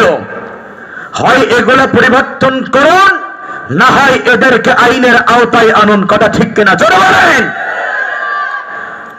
আমার দেশের শিক্ষাঙ্গনে কোরআনের শিক্ষা ঢুকান।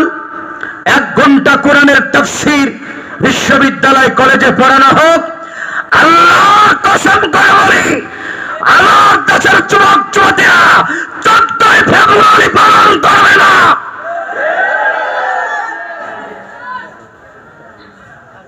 শিক্ষা মানুষের জীবনের মোড়কে ঘুরিয়ে দেয়, শিক্ষা মানুষের জীবনকে পরিবর্তন করে দেয়।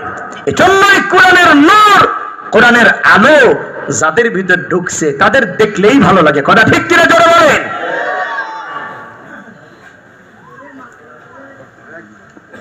আমি প্রত্যেকটা গার্জেনদেরকে অনুরোধ করে যাব, আপনি ছেলেকে ডাক্তার, ডক্টর, ইঞ্জিনিয়ার, প্রফেসর যা বানাবেন বানান, একটা ওয়াদা দেন। আজ থেকে ওয়াদা করলাম, আমি আমার বাচ্চাদেরকে জীবনের প্রথম শিক্ষাটা মাদ্রাসা, মক্তবে, নুরানিতে দিয়া আমি ওরে আগে মানুষ বানাবো, এরপরে অন্য কিছু বানাবো। ইনশাআল্লাহ তৈরি আছি। কারা কারা? ওয়াদা, জীবনের প্রথম শিক্ষা কোরআন দিয়ে শুরু হবে ইনশাআল্লাহ। ওয়াদা করি, হাত উঁচু করি, জীবনের প্রথম শিক্ষাটা শুরু হবে কি দিয়া? বলেন না কি দিয়া? আল্লাহ তুমি এই হাতগুলি কোরআনের জন্য কবুল করেন, বলেন আমিন। ওয়ালাকাদ ইয়াসসারনাল কুরআনা লিযিকরি ফাহাল মিন মুদ্দাকির। একটু সাউন্ডটা বাড়াও। আল্লাহ বলেন কোরআনকে অবতীর্ণ করলাম বুঝার জন্য সহজ করে।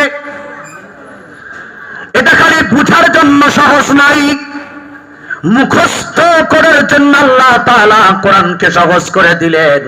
আপনি লক্ষ্য করে দেখেন, কোরআন যদি আল্লাহ তাআলা সহজ করে না দিত, 9 বছরের বাচ্চা কখনো 30 পারা কোরআন তার কলবে ধারণ করতে পারত না। ঠিক কিনা? 7 বছরের বাচ্চা 6 মাসে হাফেজ হয় কেমনে? বলে এই কোরআন আল্লাহ পাক মানুষকে মুখস্থের জন্য সহজ করে দিয়েছেন।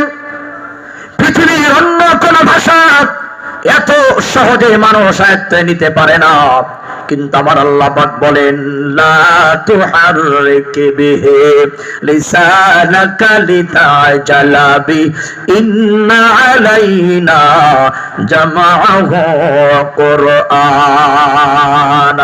যদি ঘুমিয়ে না থাকে আল্লাহু আকবার পড়েন।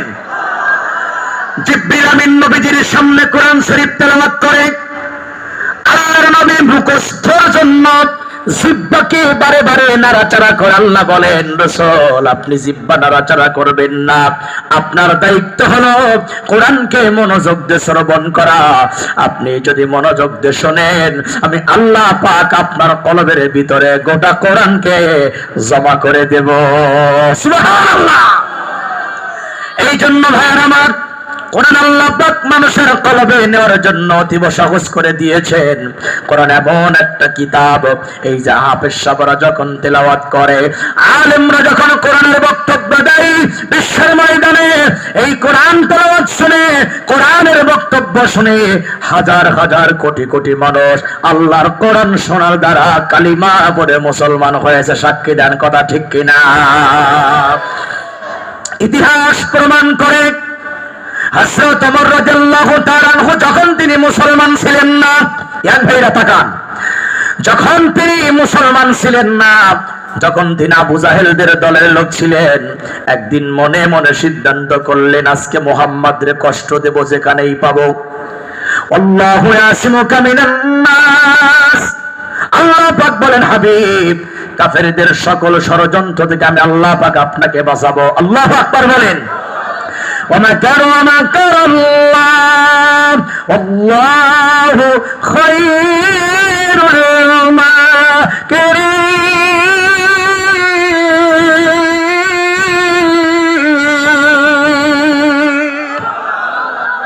দুনিয়ার কাফেররা করে ষড়যন্ত্র, আমার আল্লাহ করে কৌশল। কাফেরদের ষড়যন্ত্র যেখানে শেষ হয়ে যায়, আল্লাহ তাআলার কৌশল ওখান থেকে শুরু হয়। কথা ঠিক কিনা?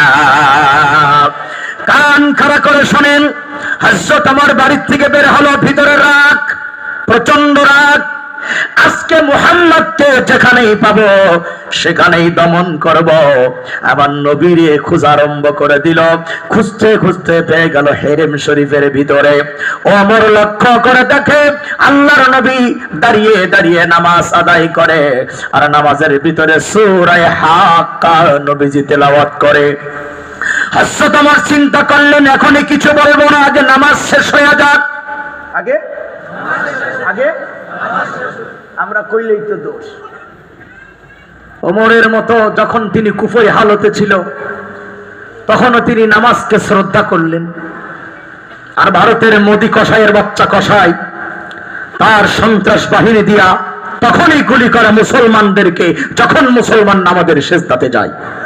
কি কথা কন না? যা ওয়াল্লাযীনা কাফারু আউলিয়াউ বা'দুহুম, আল্লাহ পাক বলেন, দুনিয়ার সমস্ত কাফেররা এক কাফের আরেক কাফের অন্তরঙ্গ বন্ধু। কাফের কাফেরের কি? এই জন্য দেখেন না, আপনি বাংলাদেশে বসে আমেরিকার কাফেররে গালি দেবেন, ভারতের কাফেররে গালি দেবেন, দিলেন ভারতের কাফেররে গালি, তেলে বেগুনে চলে ওঠে বাংলাদেশের কাফেরেরা। বলেন আছে না নাই? এর কারণ কি? প্রত্যেক কাফেরের অন্তর এক সুতায় গাঁথা। কথা আমার আল্লাহর।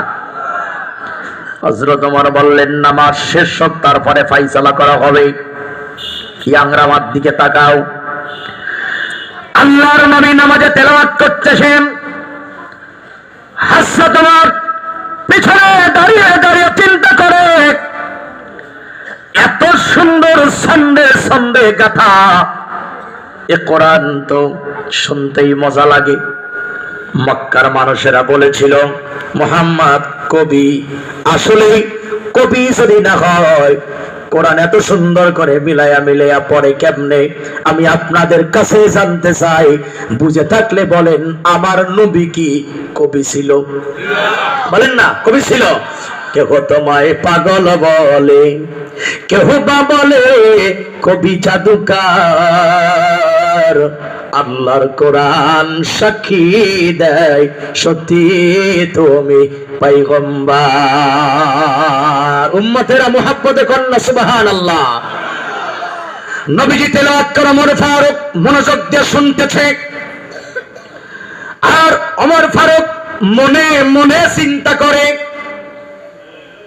ওমর মনে মনে চিন্তা করে, এত সুন্দর তেলাওয়াত করে, মুহাম্মদ কবি না হলে এত সুন্দর মিলাই কেমনে? হযরত ওমর বলে মনে মনে, আল্লাহর নবী তেলাওয়াত করে জোরে জোরে। এবার বলেন মুসলমানেরা, ওমরের মনের খবর নবী জানে না, আল্লাহ জানে। কে জানে? আল্লাহ পাক নবীজির জবান থেকে ওমরের মনের প্রশ্নের উত্তর বের করে দিলেন। ওমর বলে, মুহাম্মদ কবি। আল্লাহ পয়গম্বর তখনই জোরে জোরে তেলাওয়াত করে, ওয়ামা হুয়া বিকৌলি শাইরিন কলিলাম মা তুমিনুন। সুবহানাল্লাহ। বাড়ি যাওয়ার পরে বলে থাক। আল্লাহর রাসূল তেলাওয়াত করলেন না, এটা কোনো কবির কথা না। ওমর বলে মনে মনে, নবীজি উত্তর দেয় জোরে জোরে, সুবহানাল্লাহ। কন্যা মিয়া হযরত ওমর এই উত্তর শুনে অবাক হয়ে গেল। কি ব্যাপার? আমি তো বলেছি মনে মনে, আমার মনের খবর নবীজি জানে কেমনে? বলেন তো জানাই কে? ওয়ালা ইয়াতুনাকা বিমাসালিন ইল্লা জিনাকা বিল হাক্কি ওয়া আহসানা তাফসীরা।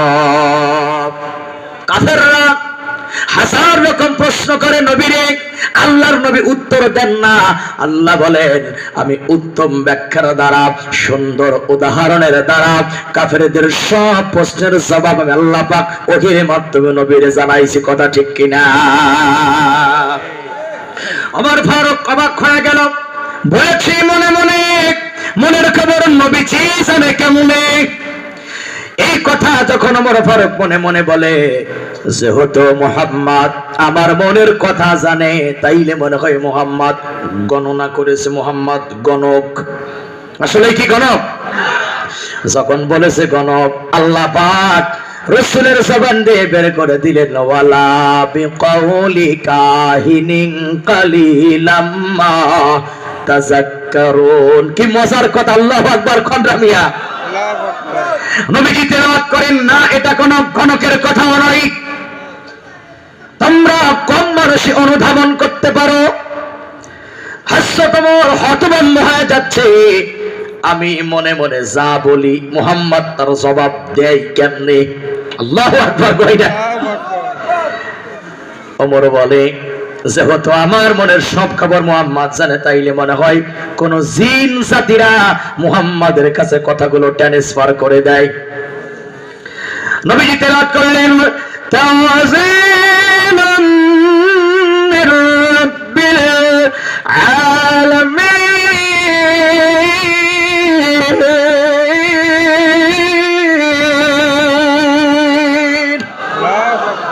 না, এটা কবির কথা নয়, এটা গণকের কথা নয়, এটা জিন জাতির পাঠানো কোনো বার্তা নয়। এই কথা নাজিল করেছেন তিনি তামাম বিশ্বের মালিক, যিনি চিল্লায়ে বলেন তিনি কে? আর পিছনের যুবকেরা বলে না তিনি কে? হযরত ওমর নিজে ব্যাখ্যা করে বলেন, ওই দিন কোরআন তেলাওয়াত শোনার কারণে আমার দিলটা কেন যেন ঝুঁকে পড়ল ইসলামের দিকে। সুবহানাল্লাহ। হযরত ওমর শেষ পর্যন্ত সূরা তাহা শোনার মাধ্যমে হযরত ওমরের মতো মানুষ কালিমা পড়ে তিনিও মুসলমান হয়ে গেল। যেই কোরআন শুনে ১৫০০ বছর আগে হযরত ওমরের মতো মানুষ কালিমা পড়ে মুসলমান হয়ে গেল, আমি জানতে চাই সেই কোরআনের পাওয়ার ১৫০০ বছর আগের মতো বর্তমানেও এখনো পাওয়ার আছে না নাই? জোরে শুনতে চাই, আছে না নাই? সুতরাং বন্ধুরা আমার, কোরআন তেলাওয়াতকারী সন্তান তৈরি করেন, হাফেজ বানান, আলেম বানান, মাদ্রাসায় ভর্তি করেন।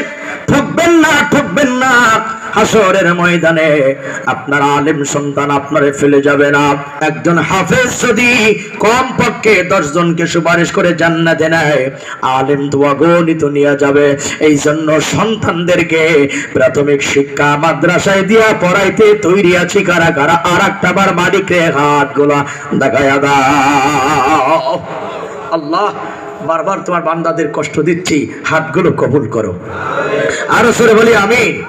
হাত নামান, হাত নামান, হাত নামান। আল্লাহ প্রত্যেক পিতাকে হাফেজ আলেমের পিতা হওয়ার জন্য কবুল মঞ্জুর করো। বলি আমিন। আর যারা বলে আমিন। যুবকের আমার দিকে তাকান, ভালো করে বুঝে নেন। হাসরের ময়দানে শাফাআত করবেন নবীগণ, আলেমগণ, এরপরে হাফেজ সাহেবগণ, শাফাআতুল মালাইকা, ফেরেশতাগণ।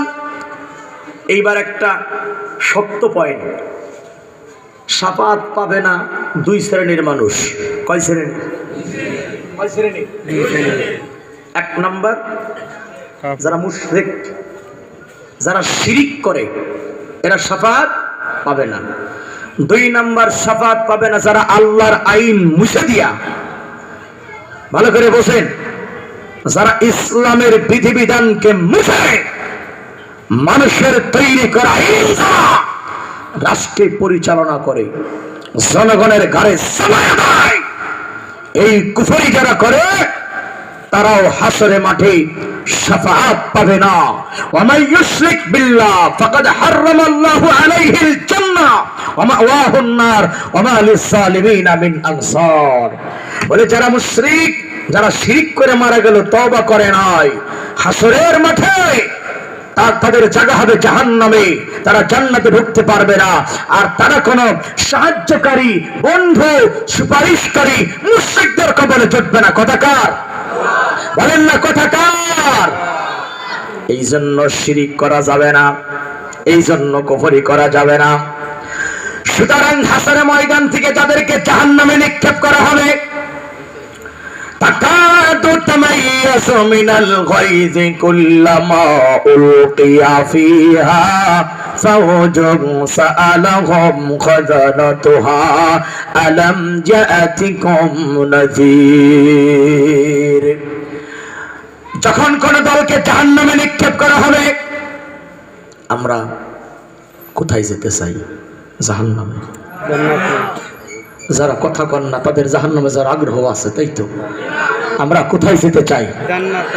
না, তো আসতে করলে তো হয় না। আমরা কোথায় যেতে চাই?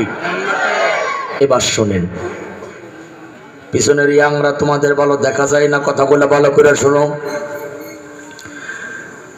যখন কোন দলকে জাহান্নামে নিক্ষেপ করা হবে, জাহান্নাম রেগে যাবে, আর জাহান্নামের দারোগা যারা, জাহান্নামের রক্ষী যারা, তারা জাহান্নামীদের প্রশ্ন করবেন, আলাম ইয়াতিকুম নাযীর। এই কবর পোড়া, জাহান্নামে আসছিস কেন? কহ। দুনিয়াতে আলেম ওলামারা তোরে বুঝাই নাই, তোরে পীর মাশায়েখরা বুঝাই নাই, তোরে আলেমরা ইসলামের পথে ডাকে নাই, তুই জাহান্নামে কেন আসছিস বল? জাহান্নামীরা কি বলবে? ক্বালু বালা ক্বাদ জাআনা নাযীর। জাহান্নামে কারা যাবে? সকাল থেকে সন্ধ্যা, সন্ধ্যা থেকে সকাল, দুনিয়ার ব্যস্ততার কারণে হালাল হারামও বাঁচে না, আল্লাহ রসুলের নামটাও জবানে নেয় না, এমন হারামখোর বাংলাদেশে আছে না নাই? সেখানে আছে না নাই? হালাল হারাম না মানিয়া কত টাকা করছে কামাই, হালাল হারাম না মানিয়া কত টাকা করছে কামাই, এত টাকা রাখবা কোথায়? কাফনের তো পকেট নাই। কথা কয় না কেন? টাকা পয়সা লইয়া কি কেউ কবরে গেছে? কি জবাব দিবি রে তুই হাসরের মাঠে? বল কি জবাব দিবি রে তুই হাসরের মাঠে? হাসরের মাঠ সামনে আছে না নাই? এই রাতে দিনে দৌড়াদৌড়ি, বিশ্রামেরও সুযোগটা নাই, এত ব্যস্ত, এত ব্যস্ত আমার ভাই। রাতে দিনে দৌড়াদৌড়ি, বিশ্রামেরও সুযোগটা নাই, নামাজ কালাম দূরের কথা, আল্লাহর নামটাই মুখে নাই। এমন লোক মনে হয় দাউদকান্দির আশপাশে নাই। কথা কয় না, কাছে না নাই? রাতে দিনে দৌড়া দৌড়ি, বিশ্রামের সুযোগটা নাই, নামাজ কালাম দূরের কথা, আল্লাহর নামটাই মুখে নাই। তোর পিছে মহা বিপদের সংকেত আছে, কি জবাব দিবি রে যুবক আল্লাহর কাছে? বল কি জবাব দিবি রে তুই আল্লাহর কাছে? হালাকা আন্নি সুলতানিয়া, ক্ষমতা ধ্বংস হয়ে যাবে, সম্পদ ধ্বংস হয়ে যাবে। জাহান্নামীরা প্রশ্ন করবে, তোদের কাছে কি আলেম ওলামা যাই নাই? ওরা বলবে ক্বালু বালা ক্বাদ জাআনা নাযীর। হ্যাঁ, আলেমরা চিৎকার করে করে আমাদেরকে বলেছিল ইসলাম মানো, কোরআন মানো, ছেলেদের আলেম বানাও, হাফেজ বানাও, কোরআন পড়াও, এগুলো আমাদের বলেছিল। আমরা কি করেছিলাম? ফাকাজ্জাবানা, মিথ্যা আরোপ করেছিলাম তাদের উপরে।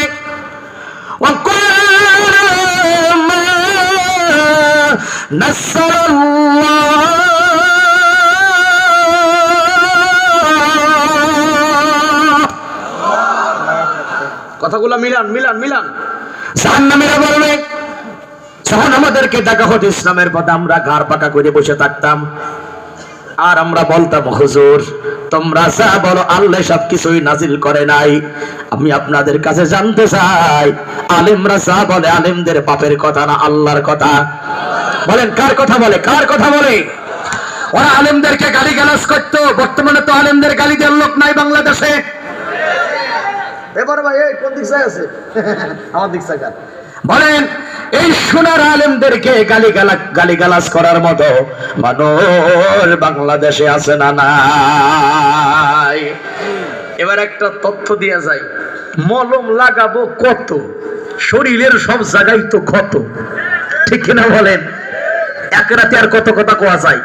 তথ্যটা দেয়া যায়, তথ্যটা দেয়া যায়। বাংলাদেশে আলেমদেরকে যারা গালিগালাজ করে তাদের দল হলো 4টা। কয়টা? বলেন কয় দল আলেমদের গালিগালাজ করে? 4 দল। 1 নাম্বার দলের কথা বলবো, বাকি 3টা বলার সময় আজকে হবে না। তা আবার গালি দেয় খুব চমৎকার করিয়া, গানের সুরে সুরে গালি দেয়, আলেমদের গালি দেয়। কয় শরিয়াতের মাওলানা, ভালো চোখটা কেন করলি কানা? আমাদের বলে চোখ কানা। শুকরিয়া। ফকির মরলে বাতি চলে, হুজুর মরলে চলে না, ভালো চোখটা কেন করলি কানা? আমিও বলি কথা ঠিক, ফকির মরলে বাতি জ্বলে, হুজুর মরলে জ্বলে না। ফকির মরলে বাতি তো জ্বলবই, কারণ আল্লাহর ফেরেশতারা ওই 2 ঠ্যাঙের মাঝখানে ফকিরদের লাল বাতি জ্বালায়া দেয়। কথা ঠিক কিনা? আর আলেমের কবরে একটা কোরআনের নূর, একটা হাদিসের নূর, ওই নূর কবর থেকে জান্নাত পর্যন্ত আমাকে ধরা দেয়। ঠিক কিনা কথা বলে? সুতরাং বন্ধুরা আমার, সময় শেষ, কত লম্বা করব না, ফিনিশিং দিয়া দেই। জাহান্নামীরা বলবে, আমরা মিথ্যা আরোপ করেছিলাম তাদের উপরে, আর বলেছিলাম আল্লাহ কিছুই নাজিল করে নাই। আর আমরা কি করতাম? ওয়াকালু লাউ কুন্না নাসমাউ আও নাকিলু মা কুন্না ফি আসহাবিস সাইর। আমরা শুনতাম না, আকল বুদ্ধি বেরেনো খাটাইতাম না, এজন্যই আমরা এসেছি জাহান্নামে, আমরা জাহান্নামীদের অন্তর্ভুক্ত হয়েছি। এজন্য কোরআনুল কারীম যারা মনোযোগ দিয়ে শুনবে না, মানবে না, বলেন তাদের জায়গা জান্নাত না জাহান্নাম? যারা বলুন জান্নাত না জাহান্নাম? এবার আসেন সংক্ষিপ্ত আকারে বলে দিচ্ছি, ফামান তাবিআ হুদায়া ফালা খাউফুন আলাইহিম ওয়ালা হুম ইয়াহজানুন। এই কিতাব হিদায়াতের গ্রন্থ যারা মানবে, আল্লাহ বলেন তাদের ভয় নাই, তাদের চিন্তাও নাই। সুবহানাল্লাহ পড়েন। কোরআন যে জাতি কোরআন দিয়ে জমিন পরিচালনা করে, জনগণ পরিচালনা করে, অবস্থা কেমন হয় একটু সামান্য করে বলে যায়। পবিত্র জুম্মার দিনে হযরত ওমর ফারুক খুতবা দেওয়ার জন্য মেম্বারে দাঁড়াবেন, মেম্বারে পা রাখবেন। এমন সময় একজন যুবক দাঁড়াইছে মাঝখান থেকে। যুবক দাঁড়াইয়া বলে, আমিরুল মুমিনিন, আমার একটা কথা আছে, তারপরে খুতবা দেবেন। মুসল্লিরা বলে, কত বড় কলিজা! হযরত ওমরের সামনে দাঁড়াইয়া খুতবার আগে কথা বলে, কত বড় কলিজা যুবকের! ওমর ফারুক বুঝতে পারলেন, ওমর বললেন ভয়ের কোনো কারণ নাই। কি প্রশ্ন তুমি বলো?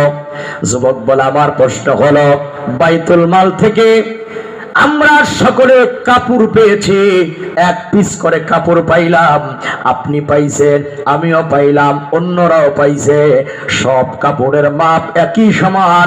আমার ভাগের কাপড়ের দ্বারা আমার গলা থেকে গিরা পর্যন্ত জামা হলো না, আপনি সেই একই মাপের কাপড়ের দ্বারা লম্বা জামা বানাইলেন কেমনে? ব্যাখ্যা দেবেন, তারপরে খুতবা শুরু করবেন। আল্লাহু আকবার বলেন। এর নাম ইসলামী রাষ্ট্র নিয়া প্রত্যেকটা জনগণের অধিকার আছে প্রশ্ন করার, জবাব দেওয়ার। যে তুমি নেতা, আগে ছিল গরিব, নেতা হওয়ার পরে এত কোটি টাকার মালিক হলে কি করে? এই প্রশ্ন করার অধিকার জনগণের আছে না নাই? ইসলাম শিখাইছে, কথা ঠিক কিনা বলেন? বন্ধুরা আমার, ওমর ফারুক বুঝতে পারলেন জনগণ তোরে ধরবে এখনই। উদার মনের মানুষ ওমর। শুকরিয়া। আসলে কথা শেষ করতে গেলে কথা নামে আশেপাশে ডাল আছে চলে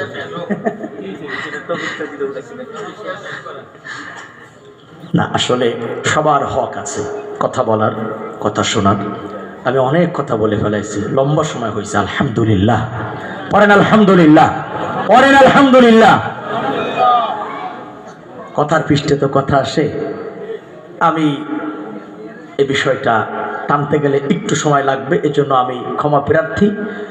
এ কথার সারমর্ম হলো এই, কোরআন, ইসলাম, নবীজির সুন্নাহ দিয়ে জনগণ যদি চলে, রাষ্ট্র